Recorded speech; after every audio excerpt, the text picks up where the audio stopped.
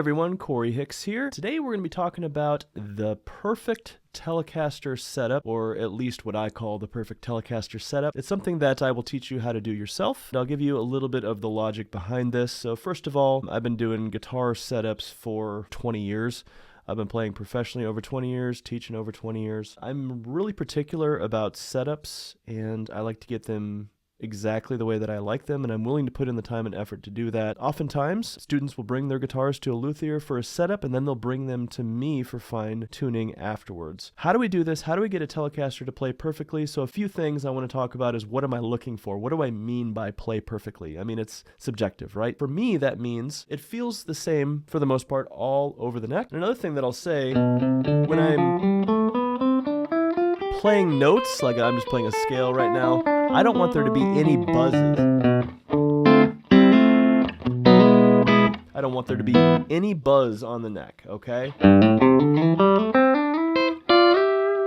I want everything to be smooth, and in order to do that, we have to do a few things to the guitar to make that work. First of all, I am using 11 gauge strings. I play in standard tuning with 11 gauge strings. That's 11 to 49. Some of my reasonings for doing this, I started doing this in like 2003, I think. I had one nice Telecaster that I played for all my gigs. Couldn't afford other instruments that time, and I was always worried about breaking strings, and I didn't want to be tuning in between every single song because I'm really particular about tuning as well. And so with 11 gauge strings and standard tuning, I found it's not that much harder to play, and they feel better, they stay in tune longer, you're not as likely to bust a string on a gig. And so it's just a win-win situation for me. I highly recommend trying 11 gauge strings for almost anyone out there. And yes, I've played thousands of country gigs on 11 gauge strings, so you don't have to think that that's an impossibility. Lots of guys do that. I mean, Red Volkart plays on 11 gauge strings, so it's just one of those things you have to get used to, really worth the effort. So the first thing that we want to do in our guitar setup is we want to make sure that we have a little bit of relief in the neck. I used to do guitar setups at Guitar Center way back in the day. People would always bring in their instruments and be like, I want a perfectly straight neck. You don't want a perfectly straight neck. All you have to do is look down at your guitar, strike the low E string, and you can see that it's not vibrating at the nut or at the bridge, but it is in the middle. It's vibrating more in the middle. I mean, that's just the way that the string works, okay? So we have to accommodate that motion in the middle of the fretboard by adding a little bit of relief. Now, the way that we do that, the way we check that, is we have to make the string a straight edge. So I'm basically holding down the string at the first fret and at the last fret, and I'm peaking at around the 7th fret of the guitar, and what I'm looking for is just a little tiny gap. Now, what's the actual measurement? I go for 10,000ths of an inch, and while you're measuring that, you obviously cannot hold down this, so what a lot of people do is you put a capo on the first fret. You can then hold down the last fret and use, a feeler gauge or something like that. So let me show you my tools. This is the Cruise tools. I got this in one of my first Fender Custom Shop Tellies that I bought. And inside of this little kit comes pretty much everything that you would need to work on a guitar. And I think these are like 70 or 80 bucks. Now, you don't need a kit like this. It's just kind of nice to have everything in one spot, especially if it comes with the guitar. Okay, so this is one of the gauges that I use. So it says in there 10,000ths of an inch, or 0.25 millimeters. And that is what I'm looking for on the gap on the 7th fret. Okay? Now, because we're dealing with wood here, not every piece of wood is perfect, like my American Vintage 52 up there. I usually have more of a gap on the high E string side than I do on the low E string, which seems weird because you would think thered be more tension on the heavier gauge string. That neck is just a little bit, not warped, but what we would call twisted. Works out totally fine. I just adjust for it, and it's fine. This one is perfect, though. It should be for Fender Custom Shop. This is, I don't know if I mentioned that. This is a 2022 Fender Custom Shop 59 custom double-bound Telecaster, new old stock. I don't like buying relics. I like purchasing a guitar brand new and then hundreds to thousands of gigs on it myself. We are setting up our Telecaster with about 10,000ths of an inch at the 7th fret. Now, after you've done this for many years, you can basically just hold down these two strings, and I'm just looking for a little bit of a gap there. I don't want the string to be touching the top of the fret, okay? Now, if you do have to adjust your neck, I'm going to show you a wonderful trick. This little tool that I have here, if I can get it out. So this little tool here, you'll see that it has kind of like a flat head, but it's kind of angled like this, okay? And so I can take the pick guard off, and I don't know if these are made specifically for Telecasters or what it is. It's angled on that side and it's straight on that side, but you can get in right there in between the neck pickup and the base of the neck to, you know, righty-tighty makes the neck straighter, and lefty-loosey is going to make the neck have more bow to it. I got this from when I taught at the Guitar Sanctuary for about 10 years, and the guitar tech there gave me one of those. And it works really well. I use that to adjust the neck if I need to. You know, this is a pretty substantial feel in the neck, or like the 51 no-caster neck is like a baseball bat. They don't move as much. It's those really skinny, thin necks that tend to move around quite a bit. The idea is that you adjust that as often as necessary, usually in the spring and in the fall when humidity and temperatures change. This one has been pretty darn good and solid for that. So, and then what I'm going to do when I change strings is I change one string at a time. I've seen a lot of people, what they do is they just take all the strings off. So two things happen if you do that. Number one, the neck freaks out because all of a sudden you have all this tension on it and then no tension on it. So, you know, you don't want your neck to freak out. I find that if I just take one string off at a time, you reduce the impact that has to the neck. And second of all, I mean, if you take all the strings off, your saddles are all loose and moving around, and then you have to reset what they are. So what I like doing is keeping everything pretty much exactly the same. I want the instrument to play exactly the same from day to day so that I can focus on just playing. If your guitar has a different action every single day or slightly different or whatever it is, your playing is going to suffer for it because your body is expecting to find the exact same thing. Same thing like with picks, for example. Many students are, you know, surprised to find out that if you buy like a 12-pack of celluloid picks, half of them are warped. Half of them are warped that way, half of them are warped this way. You know, imagine if you were a golfer or a baseball bat and you were up to bat and your bat was bent weird. Same thing. Help yourself achieve better technique quicker by having things the same all the time. Keep the same strap height. And so, when I'm changing strings, I'm going to be using this stuff called Tune It by Music Nomad. Looks like this. And it's a lubricant. And I'm going to apply this lubricant using one of these little, it looks like a little brush, teeny tiny thing. But I'm going to be doing that to the saddle, or the content of the string, and then also down there in the string ferrules where the string comes out of from the back of the guitar. Okay? And I'm also going to put some of that lube in the nut slot, and I'm also going to do it on the string tree. Okay? And so I'm going to do that for every single string and every contact point for tuning stability. You'll notice when I tune my strings up here, I'm going inside of the tuning peg and tightening it up. And I can actually do a video on that at some point in the future. What you see here is I have like 4 or 5 wraps on the high E and the B. It doesn't really matter for those strings because you have a string tree. But this is important. If you can see my G string, okay, so that's this guy here. I have quite a few wraps on there, and this is a trick from Danny Gatton, the Telemaster. So what you're doing is you're wrapping that G string all the way down to the bottom of the peg. Don't overlay it on itself, but it's just enough so that the wraps go all the way down, and this is going to reduce the string angle over the nut. And this is going to act kind of like a makeshift string tree, if you will.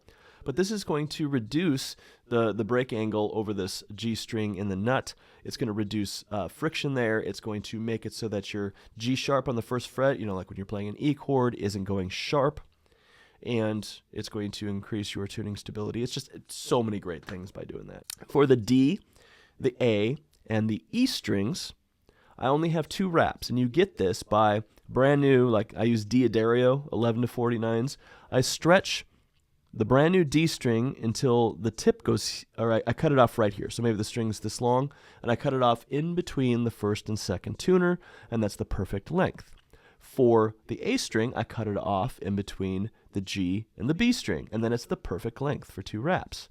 And then for the low E string, I cut it off in between the D and G string, and then it's the perfect amount of wraps. That's a little guitar tech trip. And then your headstock looks absolutely beautiful. Everything is the exact right length. No tuning problems because we have the lube in the nuts and the saddles string ferrules, making everything glide nice and easy. If you're a country and blues player like I am, and you're doing a lot of bends, pedal steel bends and blues bends and all that type of stuff, you want to make sure that you're staying in tune. Okay, now moving on to the action. So if you haven't set your intonation yet, your intonation, of course, is going to adjust the action because you're moving back and forth. So these last two steps of setting the string height and setting the intonation kind of have to be done together. Okay, so with the string height,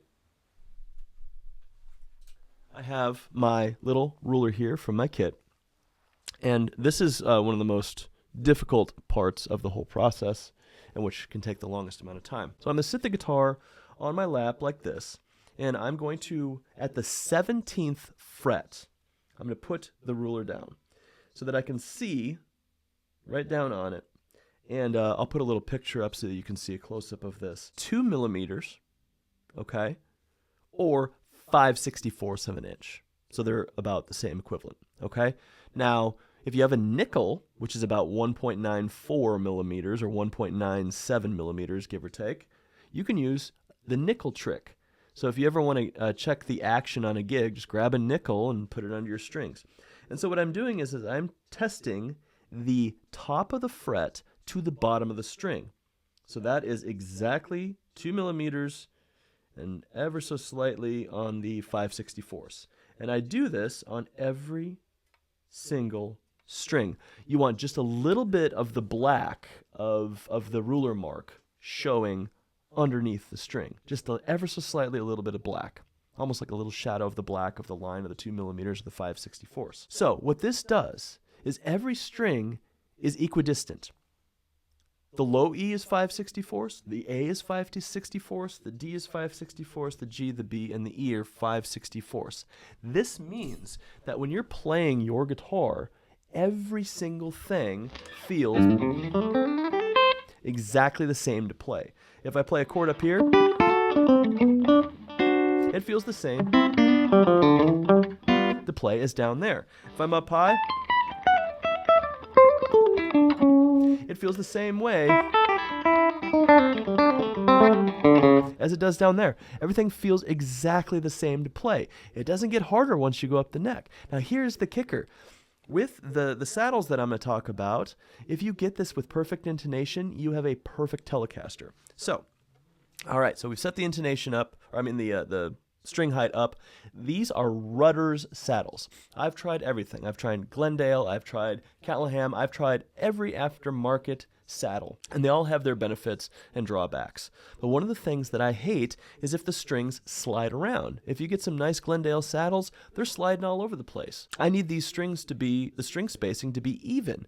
If your strings are all even, but your high E is a little bit closer to the B, your hand's going to get all messed up when you're playing fast things because it just assumes that the string distance is going to be the same. But if it's not, I had a Tele like that once. It was really frustrating. I practiced so much on that Tele, I got good finally playing it because I would anticipate that shortness between the two. But then when I go to play a different guitar, I'd be all over the place. So you want to keep things the same so that string to string, it needs to be the same. So that's what these Rutter saddles do. They have a groove in the saddles so that the distance between the strings, the string spacing is exactly correct. And they're also going to be compensated so that you can get a perfectly intonated guitar. So here's how I do intonation. So first of all, let me prove this to you. That's a B note on the low E string, and here's my open B string. Have you ever heard that before? Almost exactly the same. Playing in tune, that up the neck. What about the E on the A string and my high E? It's a little bit more out, but there's a D bar chord at the 17th fret. Right? It can play complex chords like a D flat major 7 in first inversion. What about an F sharp major 7 sharp 11 9 13 up at the 13th fret?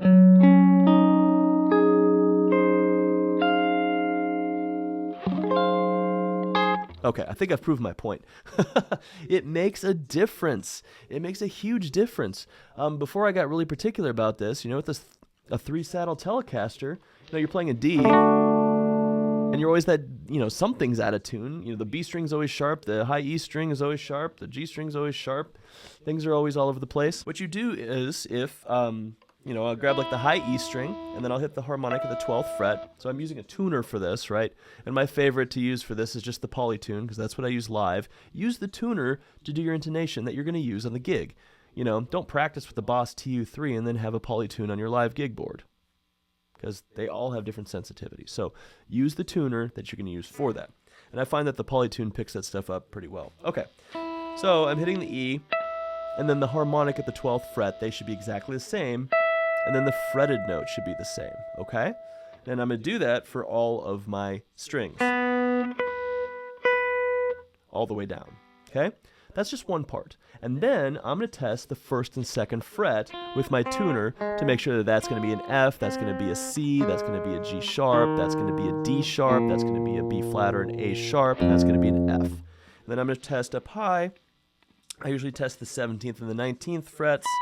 That should be a B, that should be an F sharp, this needs to be a D, this one here needs to be an A, that needs to be an E, that needs to be a B. Make sure that they are all perfectly in tune, and I'm making small adjustments on here, and small adjustments, okay?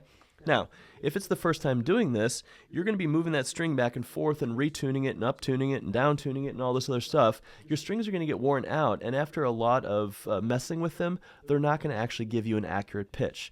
So if I'm doing a brand new guitar with this, once I set up the intonation to be almost perfect, I will put on yet another set of fresh strings so that I don't have any sort of wonkiness with all that, messing with the string. So I know for a lot of you who probably use, light strings and low action, that this kind of sounds maybe like a crazy thing to try, but I would highly recommend it.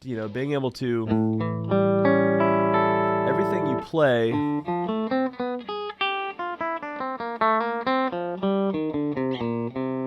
to have it have, just a clear note, and